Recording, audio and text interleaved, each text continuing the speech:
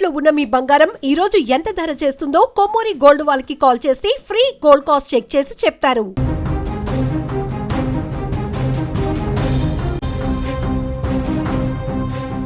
ప్రాణంగా ప్రేమించింది, అతనే తన ప్రపంచం అనుకుంది. 8 ఏళ్ల సుదీర్ఘ ప్రయాణం తీరా పెళ్లిపీటలో ఎక్కవలసిన సమయంలో ప్రియుడు చేసిన మోసాన్ని ఆ మనసు తట్టుకోలేకపోయింది. అప్పటి వరకు ఎన్నో కలల కన్నా ఆ కళ్ళు శాశ్వతంగా మూసుకుపోయాయి. కళ్ళెదుటే పెరిగి పెద్దదైన కూతురు విగత జీవిగా మారడంతో ఆ తల్లిదండ్రుల గుండె పగిలిపోయింది. తన కూతురికి అన్యాయం చేసిన వాడి ఇంటి ముందే ఆ శవాన్ని తాలి కట్టేలాగా చేయాలంటూ ఆ కుటుంబం చేసిన పోరాటం అందరినీ కంటతడి పెట్టిస్తుంది. ఈ విషాదకరమైనటువంటి ఘటన ప్రకాశం జిల్లాలో చోటు చేసుకుంది. గుంటూరు జిల్లా ప్రతిపాడు మండలం చినకొండ్రుపాడు గ్రామానికి చెందిన అడ్డగల్ల కీర్తి ముంబైలో సాఫ్ట్వేర్ ఇంజనీర్గా పనిచేస్తూ తనకంటూ ఒక మంచి భవిష్యత్తును నిర్మించుకుంది. ఇదే క్రమంలో ప్రకాశం జిల్లా టంగుటూరు మండలం పొందూరుకు చెందినటువంటి పాపినేని సాయి అనేటువంటి యువకుడితో కీర్తికి 8 ఏళ్ల క్రితం పరిచయం ఏర్పడింది. సాయి కూడా ఖతార్లో సాఫ్ట్వేర్ ఇంజనీర్గా స్థిరపడ్డాడు. వారి పరిచయం కాస్త ప్రేమగా మారింది. ఇద్దరు ఒకరినొకరు అర్థం చేసుకున్నారు. పెళ్లి చేసుకుని ఒక్కటవ్వాలని కలలు కన్నారు. 8 ఏళ్ల పాటు ఆ ప్రేమ ప్రయాణం ఎంతో అందంగా సాగింది. కానీ ఆ ఆనందము ఎంతో కాలం నిలవలేదు. కాలం గడుస్తున్న కొద్దీ సాయి మనసు మారింది. వారం రోజుల క్రితము సాయి కుటుంబ సభ్యులు అతనికి మరో యువతితో పెళ్లి నిశ్చయించారు. ఈ వార్త కీర్తి చెవిన పడగానే ఆమె గుండె ముక్కలైంది. వెంటనే తన తల్లిదండ్రుల వద్దకు కన్నీళ్లతో పరిగెత్తుకుంటూ వచ్చి సాయితోనే తన వివాహం జరిపించాలని వేడుకుంది. కూతురి ఆవేదన చూడలేక ఆ తల్లిదండ్రులు 4 రోజుల క్రితం ఒంగోలు వెళ్లి సాయి కుటుంబ సభ్యులతో పెళ్లి ప్రస్తావన తెచ్చారు. కానీ ఆ కుటుంబం కనికరించలేదు. పెళ్లికి నిరాకరించడమే కాకుండా కీర్తి కుటుంబ సభ్యులను తీవ్రంగా బెదిరించి పంపించారు. దీంతో తల్లిదండ్రులు కీర్తికి నచ్చజెప్పే ప్రయత్నం చేశారు. తల్లిదండ్రులు ఎంత చెప్పినా 8 ఏళ్లుగా ప్రాణంగా ప్రేమించిన వ్యక్తి మోసం చేశాడనే నిజాన్ని కీర్తి జీర్ణించుకోలేకపోయింది. అంతులేని బాధతో తన ఉద్యోగ బాధ్యతల కోసం తిరిగి ముంబైకి వెళ్ళిపోయింది. కానీ అక్కడ ఆమె మనసు కుదుట పడలేదు.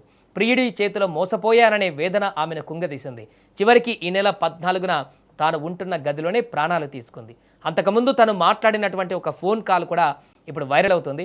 ఆ ఫోన్ కాల్లో ఏం మాట్లాడిందో కీర్తి ఒకసారి మనం కూడా విందాం. ఇంకా వాడి మాటలు నమ్ముతూ ఉంటున్నావా పిచ్చిదానిలాగా?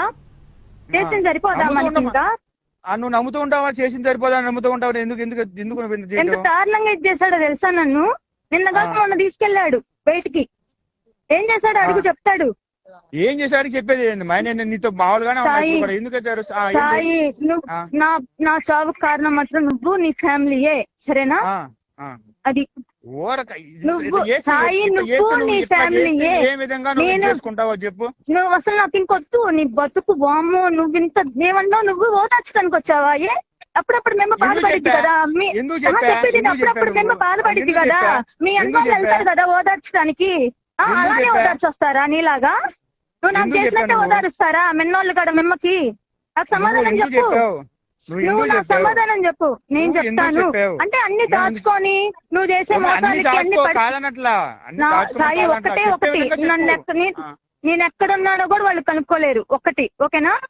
నా చావుకు నువ్వు నీ ఫ్యామిలీయే కారణం, సరేనా? మా నాన్నకి మక్కుంది, సరేనా? నీ ఫ్యామిలీ కుక్క బతుకు దారుణంగా తెస్తారు చూడు నన్ను మోసం చేసినందుకు. ఇంకా వాడి లక్షల జీతం, చేతిలో మంచి కెరీర్ అన్నిటిని వదిలేసి ప్రేమ కోసం తన నిండు ప్రాణాలను బలి తీసుకుంది ఇప్పుడు ఆ కీర్తి. ఇక ముంబైలో కేసు నమోదు చేసినటువంటి పోలీసులు కీర్తి మృతదేహాన్ని కుటుంబ సభ్యులకు అప్పగించారు. గురువారం కీర్తి మృతదేహాన్ని తీసుకొని ఆమె కుటుంబ సభ్యులు నేరుగా సాయి స్వగ్రామం పొందూరుకు చేరుకున్నారు. సాయి ఇంటి వరండాలోనే కూతురి శవాన్ని ఉంచి కన్నీరు మున్నీరుగా విలపించారు. నా కూతురి ప్రాణం తీసిన వాడిని కఠినంగా శిక్షించాలి. సాయి చేత నా కూతురి మృతదేహం పైన మెడలో తాళి కట్టించాలి. అతని కుటుంబ సభ్యుల దగ్గరుండి అంత్యక్రియలను నిర్వహించాలి అంటూ పట్టుబట్టారు. కానీ ఆ సమయంలో సాయి కుటుంబం ఇంట్లో లేదు. విషయం తెలుసుకున్న సాయి ఇప్పటికే ఖతార్కు వెళ్ళిపోయారని, పారిపోయాడని బాధితులు కూడా ఆరోపిస్తున్నారు. చివరకు పోలీసులు జోక్యం చేసుకుని సర్ది చెప్పడంతో సాయి బంధువులు ఒకరు ముందుకు వచ్చి ఆ మృతదేహానికి అంత్యక్రియలు కూడా పూర్తి చేశారు. ప్రేమించిన వ్యక్తి మోసం చేశాడని ప్రాణాలు తీసుకోవడం ఎంతవరకు సమంజసం? యువతీ యువకులకు ఇది ఒక కఠినమైనటువంటి గుణపాఠం. ఎవరైనా మిమ్మల్ని వదిలేసి వెళితే అక్కడితో జీవితం ముగిసిపోదు. మీకోసం తమ ప్రాణాలను పరంగా పెట్టి పెంచినటువంటి తల్లిదండ్రులు మీ వెనకే ఉన్నారు. ప్రేమ విఫలమైతే బాధను దిగమింగుకొని జీవితంలో ఉన్నత స్థాయికి ఎదిగి చూపించాలి. కానీ ఇలా ఉరితాడుకు వేలాడకూడదు. కీర్తి తీసుకున్న ఈ ఒక్క నిర్ణయం వల్ల ఇప్పుడు ఆమె తల్లిదండ్రుల జీవితం కూడా శూన్యమైపోయింది. మోసం చేసిన వాడు విదేశాల్లో తలదాచుకుంటే కన్నవారు మాత్రం రోడ్డు మీద కూతురి శవం కోసం కన్నీరు పెడుతున్నారు.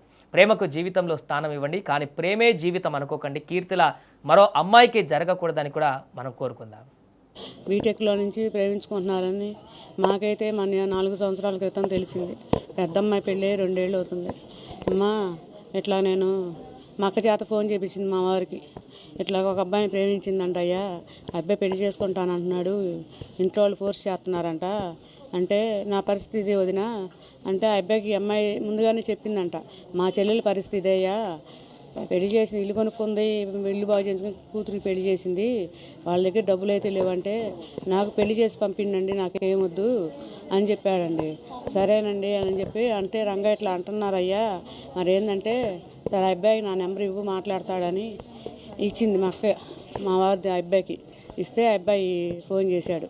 ఫోన్ చేస్తే అబ్బాయితో చెప్పాడు, సాయి నీ పేరేందో నాకు తెలియదు అయ్యా, ఏ ఊరు ఏంది అని అడిగితే ఈ ఊరని కూడా మేము అడగలేదు, అసలు మామూలుగా మాట్లాడుకున్నాము, నేను పెళ్ళి అయితే చేస్తానయ్యా, కాకపోతే నా పరిస్థితి నాకు జనం డబ్బులు ఎగ్గొట్టారు, నా దగ్గర అయితే ఉండదంతా లేదు, పెళ్లి చేయాలంటే కొద్దిగానే కావాలి కదా, కొంచెం టైం ఇవ్వండి, నాకు టైం ఇస్తే నేను పెళ్లి చేస్తా అంటే మా అమ్మోళ్ళు ఒప్పుకోవట్లేదండి, ఫోర్స్ చేస్తున్నారంటే సరే మీ అమ్మ నెంబర్ నేను ఇవ్వు, మీ అమ్మాయి దగ్గరికి నేను వెళ్తా, మా వాళ్ళని తీసుకొని మాట్లాడుకుంటా అన్నాడు. అంటే నెంబర్ ఇవ్వలేదండి మాకు. నెంబర్ ఇవ్వకుండా 3 నెలల నాడు అమ్మాయితో చెప్పాడంటే మా వాళ్ళు పసుపు కుంకుమ పెట్టడానికి పోతున్నారమ్మా, మీ వాళ్ళని అడుగు అన్నాడంట. మాకు చెప్పింది, మాకు చెబితే అట్టట్ట పెట్టుకుంటారమ్మా, నువ్వు మరి వాళ్ళ అమ్మకు తెలుసు అంటుంది, వాళ్ళ అమ్మ కూడా వస్తానంది మన ఊరు అని చెప్పి అంటారు. అంటే ఏమోనమ్మా ఈ అబ్బాయి చూడమన్నాడంట, వాళ్ళు వెళ్ళి పసుపు పెడుతున్నారని అంటే ఈ అమ్మాయి వాళ్ళ అమ్మకు ఫోన్ చేసింది. మా అమ్మాయే ఫోన్ చేసింది ధైర్యంతోనే. ఫోన్ చేస్తే ఏందండి అంటే ఎవరు నువ్వు అందంట.